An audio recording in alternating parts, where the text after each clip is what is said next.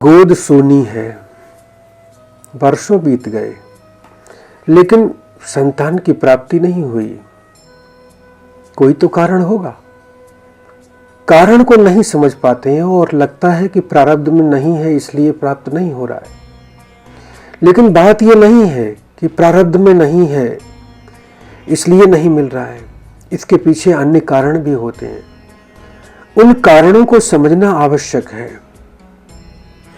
एक बहुत बड़ा कष्ट का इसमें कारण बनता है और वो है गुरु चांडाल योग कुंडली में। ये बड़ी से बड़ी बाधा उत्पन्न कर देता है। अब इसकी निवृत्ति के लिए क्या करना चाहिए? लोग भिन्न भिन्न स्थानों पर भटकते हैं। यहाँ इसका समाधान मिलेगा, यहाँ मिलेगा, यहाँ मिलेगा।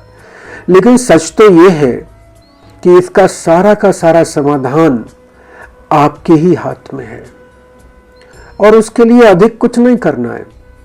छोटी सी चीज है। 3 चीजों का प्रयोग करना है। एक है अक्षत, एक है जौ और तीसरा है तिल।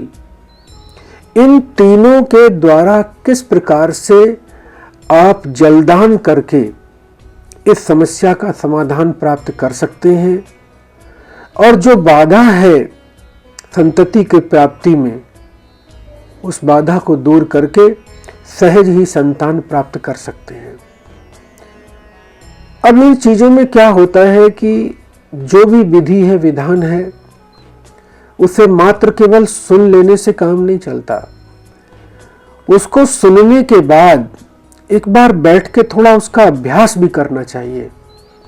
निर्देशन में जो ज्ञाता हैं, जो ज्ञानी जन हैं, उनके निर्देशन में यदि आप अभ्यास करेंगे तो आप उचित स्थिति पर पहुंच पाएंगे।